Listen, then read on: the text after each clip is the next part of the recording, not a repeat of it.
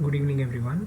So today we are going to simulate the remaining three gates, that is NAND gate, NOR gate, and there is one more gate additional that is called XOR gate, and NOT of XOR is called XNOR. So we'll try to see the functionalities of each and every gate one by one. So let's open the simulator.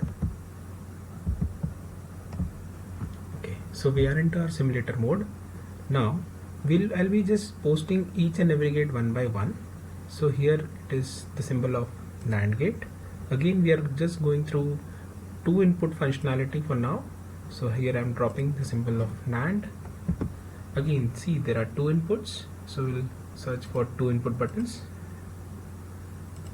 Here it is, let's say it is A, again input B, and as already seen there is only one output, so this is output Y. Right. So what we're gonna do next is to just wire it up.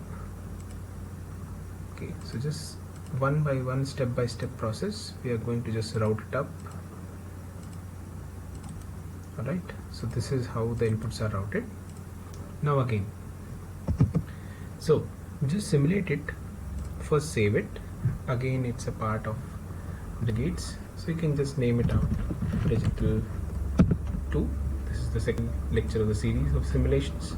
Now see, just provide suitable inputs, it will give the reverse of what we got in AND. So just run the simple circuit.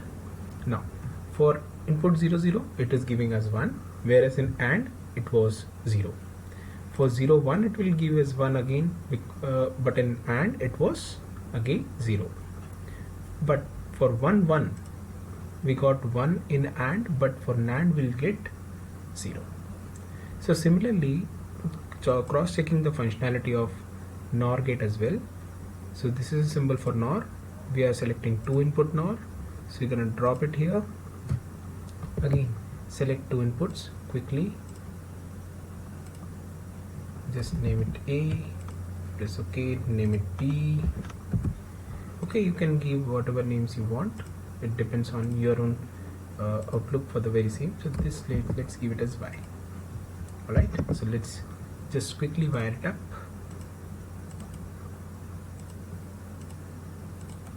Alright, so just keep the connections going.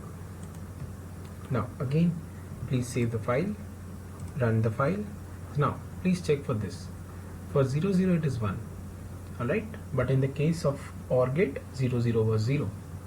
Now check for 1 0 1, it will give you 0, just the reverse of OR gate functionality. But in the case of 1 1, again it is giving us 0. So when both the inputs are low, then only my output is high. Alright, now quickly going through the last gate for the day, that is XOR. Alright, so this is XOR gate, and before that I want to just remove each and everything here. Okay, so we are mainly focusing on XOR gate for now. Okay, so this is the thing. Let's give as inputs, give this input as A. See, any uppercase lowercase will work, there's no issue in that. Okay, give the output Y, that's it. Now again the same process, the redundant process of wiring it up. Again just wire it up. So very soon we'll be going to do a series on VLSI, where I'm going to teach you the very same thing, but at the VLSI level or the backend level. Okay, not at the functionality part. Although we are going to verify the functionality as well. For the time being we'll focus on XOR gate. Now just save the file, run it. Now see, when both the inputs are 0, the output is 0. When both the inputs are 1, the output is 0. So one thing that you should note down here is, similar inputs give 0 as the output, whereas if you make inputs as 0 1, the output will be 1, or it is 1 0, the output will be 1. So again, for concluding this particular lecture, similar inputs give 0 and dissimilar inputs give the value as 1. Alright, so thanks for watching, take care everyone.